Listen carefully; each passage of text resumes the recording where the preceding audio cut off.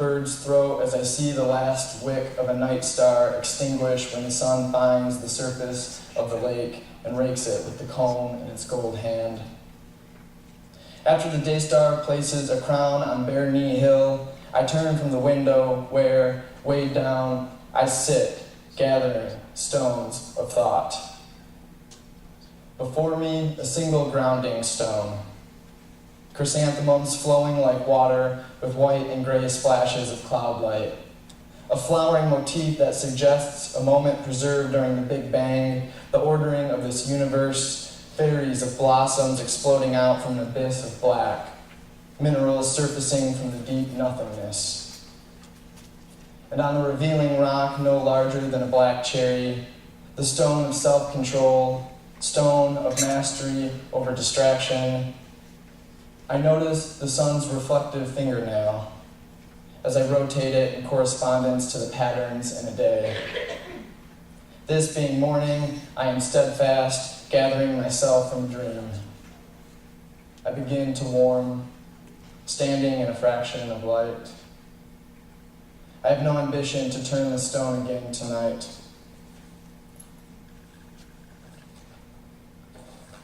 Hello, everybody. That was a beautiful meditation, beautiful music. I feel really just kind of graced to be here. I was working over this image of what poetry is, and I wasn't going to share it today until you said your meditation. Poetry, this amorphous branch from a tree long ago known so well and visited often, is rooted in the tradition of song and dance. The willow dancing in the wind, I thought, well, that's perfect. But might I confess and say I'm not entirely certain what visionary means. So I'm going to be kind of unpacking imagery and exploring this idea of what visionary means and what the dreaming self might have to do with that. I think it has something to do with listening, the sounds. Hear it for yourself. I think it has something to do with listening just as much as looking at something. So even though we think of visionary, vision, seeing, I think it's just as much a sensory experience, a sonic experience, something very tactile. You hear the sound, it enters the body, you feel like you are maybe compelled to do something with it. We have language, so it's so physical, the materiality of it all. It just puzzles me. I think when these elements enter the body, what makes it visionary is this level of being open with your heart enough to permit it to take a shape. Otherwise, things are constantly just passing us by.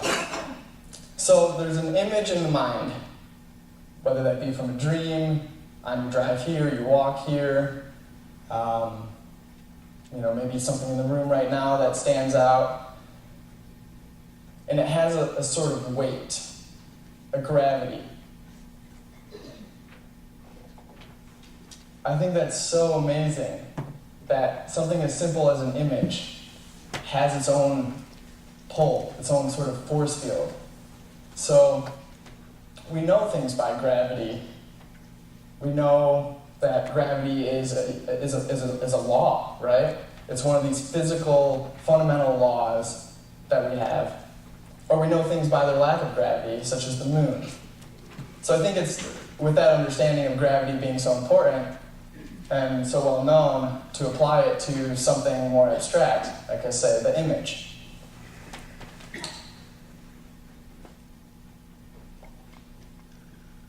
If something has gravity, it gains momentum. It accumulates. It has, when it's moving, right, and its momentum, like I said, its own force. And I think of our role as creators as being generators. And a generator, in a very mechanical sense, is when motion creates magnetism, creates electricity. So an image comes to us, and we feel inspired or amazed or in awe. That gravity, that motion that's already set in place, and we just are there to receive it. Is an amazing thing. So the role as generator, would suggest that the image has to be electric. So for Whitman it was. For Whitman, I sing the body electric. What is electric? This energy, this field of propulsion or compulsion.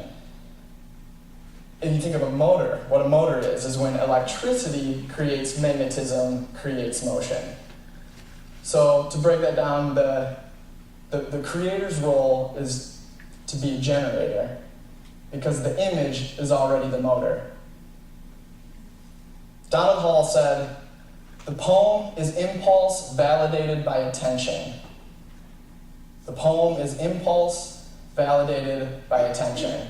Earlier this morning in the open inquiry, we talked about whether it be the religious experience, the poetic experience, the spiritual experience. That moment of captivation in the world is either boiled down to awe or terror.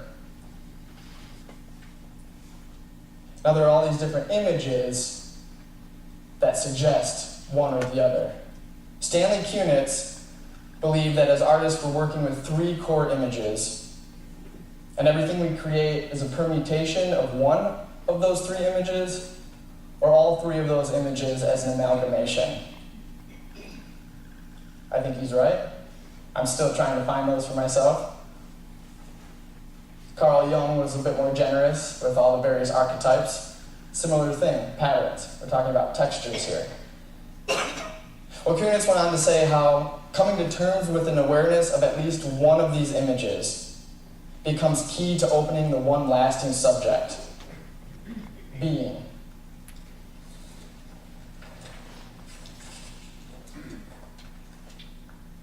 It's spiritual work.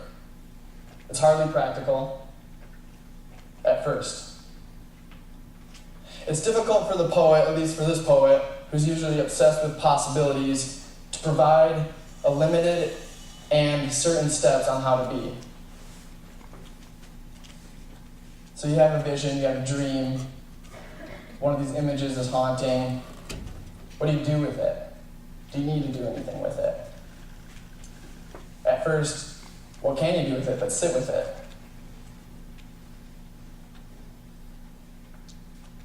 It's a suggestive practice. It's never exacting, poetry. It's prismatic. We cannot demand anything of our emotions. We can only appeal to them and invite them out. So being visionary is sort of like being sentimental. You have to be okay with expressing your emotions, your innermost thoughts. And the best way to do this, or at least sometimes the easiest way to do this, is to just focus with an image that has no direct correlation to anything moving or motivating whatsoever, and to unpack that. And what we find is that the past is alive. In every image, every pattern, every symbol, it's a living history. Poetry or art is a lantern leading through the forest of selves. The visionary aspect is a deep-seated impulse. I think being visionary is within all of us. As a child, we're out in the woods playing around, or we're in the kitchen and we're looking at a table. And we don't know it by anything else than what it is right in front of us. There's this level of innocence, and the imagination just runs wild. Imagination, image. Being visionary would suggest devoting and giving yourself over to this image as what it is. Not what you've known it to be, not what it could be, but simply what it is.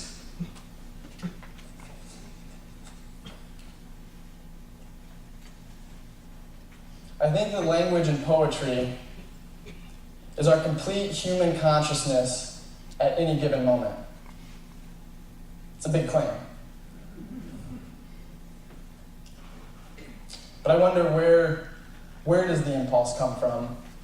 Where does it surface, and how does it move through space? And in the reading, part of this poem was read, I'm going to read the whole poem. It's titled Fun by Patricia Fargnoli.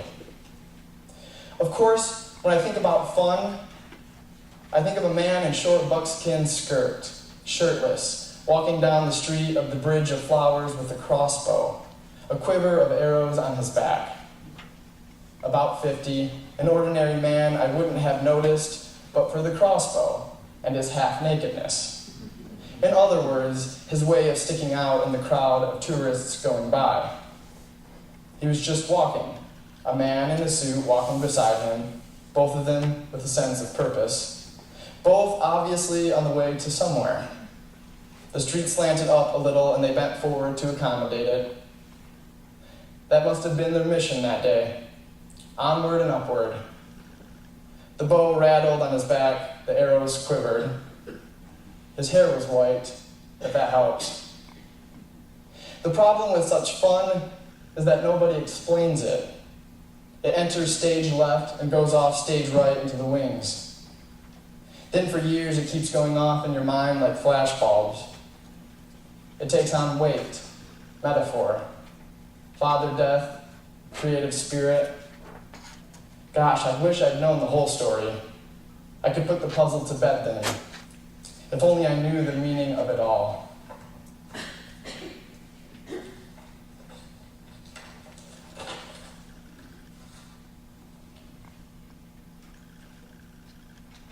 I consider what Keats saw when looking at the Grecian urn, and what Wallace Stevens saw in The Blackbird, his 13 ways of looking at it.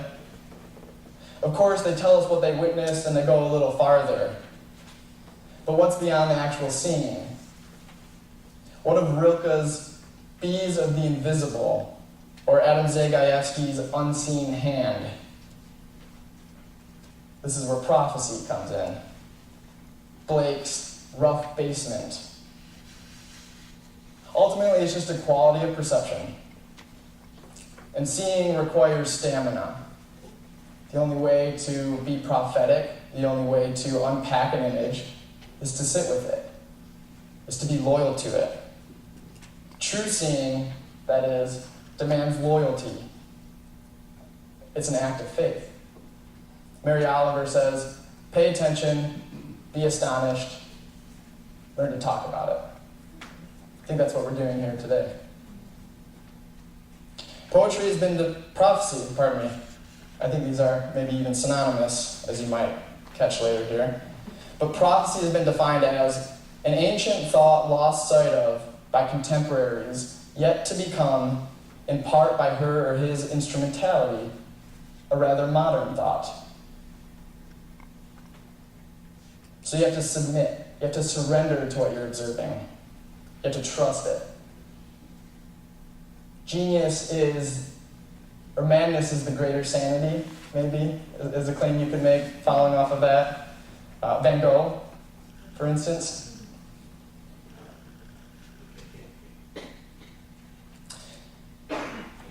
It's our work, this symbolic intervention of imaginative mercy between ourselves and a further fall into a dark and silent abyss. I quote Howard Nemerov here. Those hiding places of man's power are indeed associated with vision. So, is the poet Orpheus glancing back in the old myth? Is the poem Eurydice? Then the muse, that divine counsel, must be Hermes. The muse holding hands with what we desire, but we must obey Hermes, or else we fall and fail to bring what we love into the light. And I believe our role as artists, as poets, is to bring what we love into the light, whether that be the natural world and we keep it alive, and this topic of environmental sustainability, which I'm not touching on much, but I think it's completely applicable. Poetry as salvation. Art as a way of seeing through the world when it's so dark and we're so muddled and we're so confused on how to even get by this day, the next day.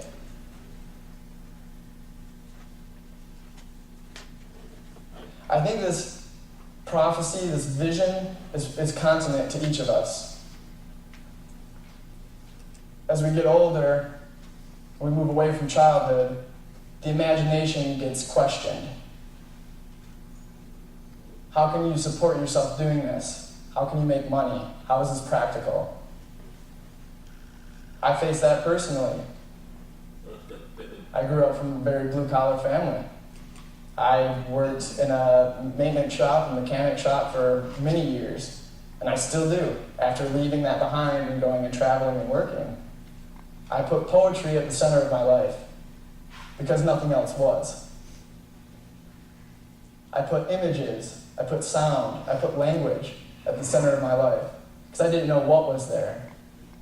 And when I felt myself being moved and feeling alive because I was reading Robert Frost, I was reading Mary Oliver, or I was reading Ralph Waldo Emerson or Thoreau, and I thought, this is what it means to be alive.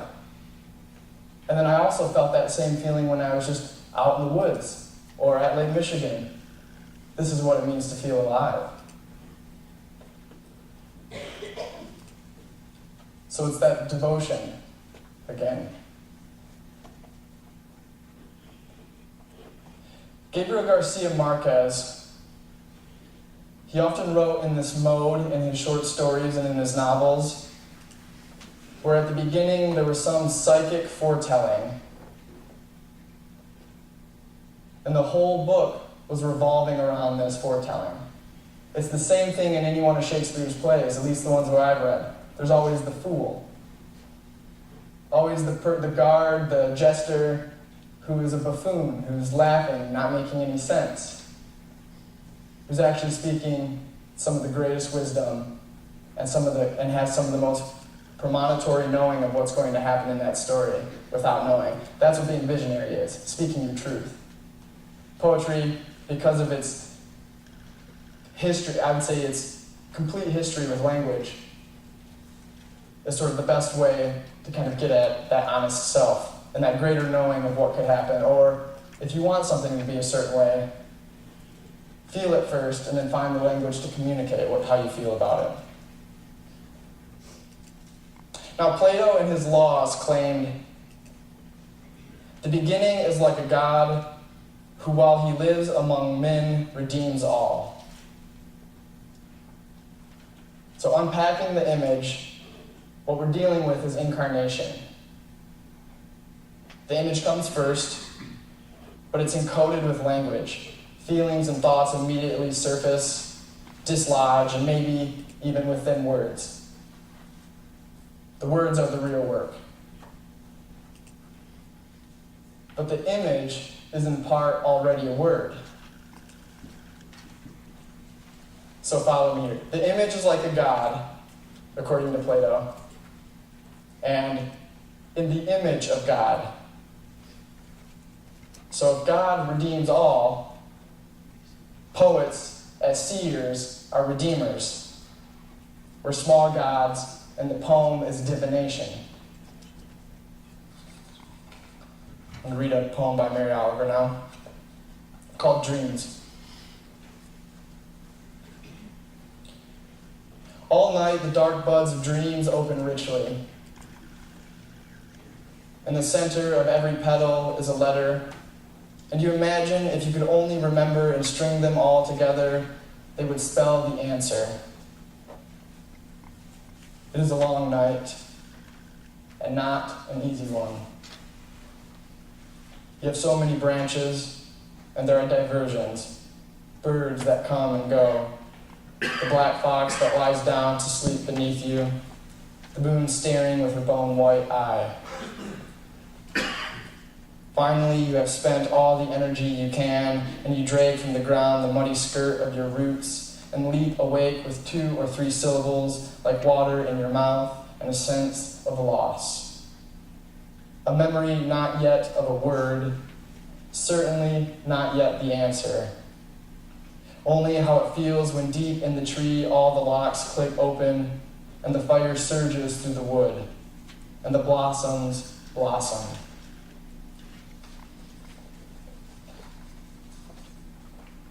I think it's that phenomenal experience of being so close to a truth, and when you wake, you lose it. Or you're passing by, your daily labor, and you say, "Oh, that thing stands out," but then you're daunted by this next task you have to do. the act of meditation is really important. Again, sitting, stamina, all these things are crucial with the image. So there's this bend, I think, with the dreaming self that asks us, what is the greater reality? I mean, what are these projections but a late report of something that happened earlier? The past actually before us. This is prophecy. This is psychic foretelling. The image, it's all in the image. It's like DNA. Everything's encoded in our DNA. Even when we dream, our cells encode, hold on to our experiences in our dreams. So is the vision, the true vision, looking beyond our illusion and articulating our own death? Osip Mandelstam wrote, "Poetry is preparation for death." I think what he meant was death as a terminal toward total consciousness. Death as beginning, transcendence.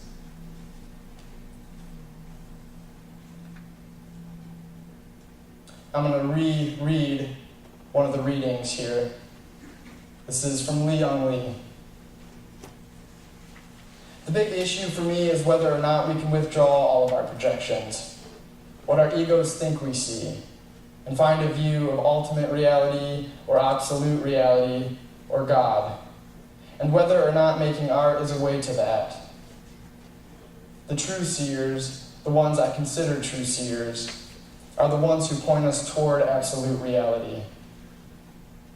I don't see how art contributes to the evolution of consciousness, except that it frees us of our illusions and reminds us of our ultimate primordial condition, embeddedness in God.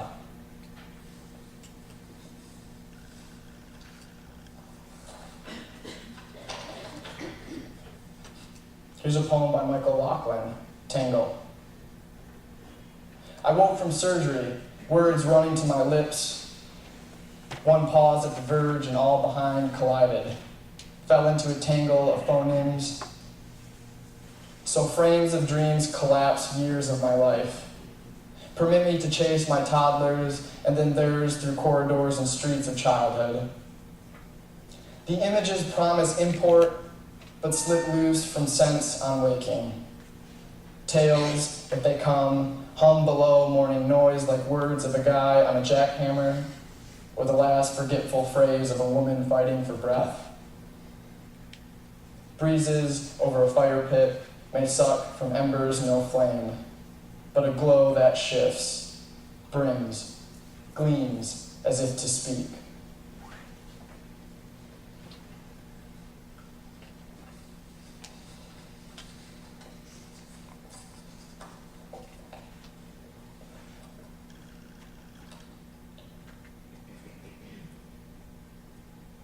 I'm going to leave you with this poem, because everything else that I want to say and that I was going to say got summed up in this poem far better than I can. And I read it last night for the first time. It's from I Love This World by Alice B. Fogel.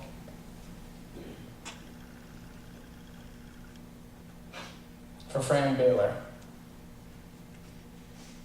Nothing happens in the still life except for this. The essence of its chosen parts, themselves lesser than their sum. Each item, mask, cloth, surface, box, has a history, a language, archaeology of secrets. Listen. Light at once falls and returns. Shadows fade between angles. Arrangements have been made and carried out. Layers of time link like lyrics for a song, rising through the medium, time framed. While the artist worked overtime, time stood still for her, just as now it does for you in viewing. Fit your life inside it. Art comes to life when the eye invites its intimacy, joins it. Time and again, you'll look at the picture, the same all in all, but all at once change. Something hidden emerges. Something aforethought recedes. How like life, the way it moves. So let yourself be fooled. You don't know everything. For instance, you can't see, in looking now, that the amaryllis lay long dead before the kimono and the lamp were set beside it, or that the brightness of open windows, visible in the high gloss of the vase, diminished and rose in countless repetitions, and the orchid's petals opened and dropped as the artist's brush stroked them. See how, with patient attention, for each petal that falls, she returns it to its stem, time after time. Meanwhile, what she had in mind is still reflected in the ardor with which textures embrace each other, stand aside, or touch.